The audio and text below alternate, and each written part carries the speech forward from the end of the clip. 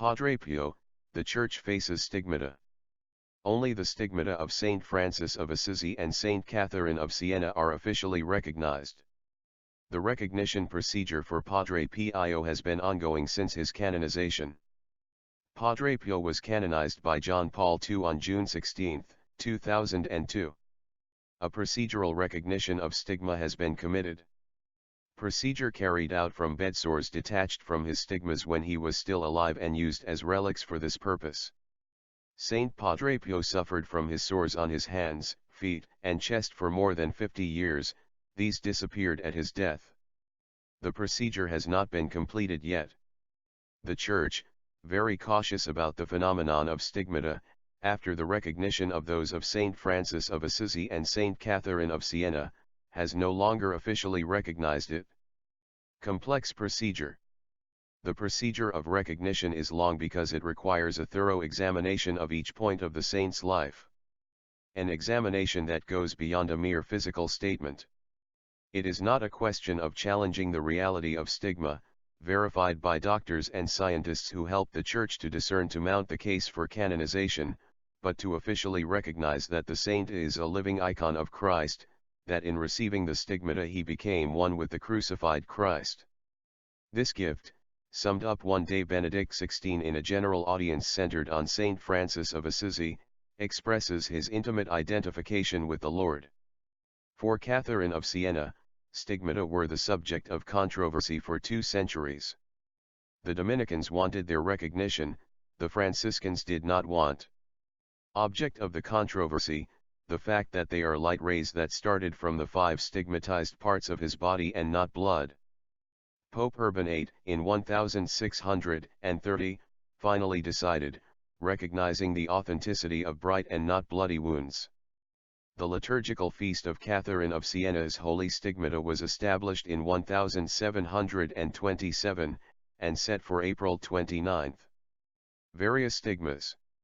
The stigmata are sores of the skin that reproduce the wounds of the suffering Christ, during the crucifixion, hands, feet, because of the nails, back, because of the flogging, thorax, because of the lance, and head, because of the crown of thorns. These wounds are called imitative stigmas. Wounds close and heal on their own. These are the most frequent. And then there are the figurative stigmata, wounds from which flows the blood that traces on the skin or on a cloth, either religious symbols or letters. Finally, the invisible stigmata are those that are not manifested by any wound but for which there is an equally intense feeling of pain in the same places. Location and periodicity vary from person to person, but these stigmas, whatever they are always preceded by very impressive signs, ecstasies, visions. The person feels transported out of himself, suspended between heaven and earth. Another phenomenon noticed, a pleasant perfume, and not a foul odor as it is the case when there is decomposition, necrosis, or infection. In Padre Pio, historians report a perfume of violet, the violet, indicating a stimulation to humility, mixed with a scent of rose, evoking the practice of love. Powerlessness of science. These stigmas are part of a specific liturgical context, every Friday, Holy Week, or during certain festivals. They can stay visible for hours, a few months, or a whole lifetime, like Padre Pio who feels continuously tortured. The Capuchin saint had wounds puncturing his hands and feet, and the one on the side was streaming with blood. Not to mention the wound on the right shoulder caused by the weight of the cross, the most painful, revealed much later to Karol Wojtyla, future Pope John Paul, during a visit in 1947.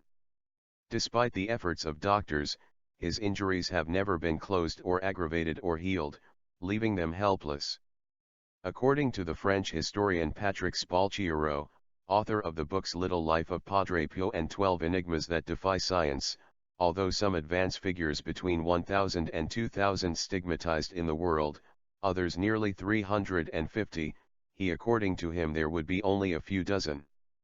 Among them, great figures such as, the Blessed German Anne Catherine Emmerich, 1774–1824, the Polish Saint Marie Faustine Kowalska, 1905–1938, the Italian Padre Pio, 1887 to 1968, and the mystic Saint Gemma Galgani, 1878 to 1903, very popular also in Italy. Others are still waiting for beatification, the French Marthe Robin, 1902 to 1981, the German Therese Neumann, 1898 to 1962, and the Swiss Adrian von Speyer, 1902 to 1967. Thanks for watching, share and subscribe. Saint Padre Pio pray for us.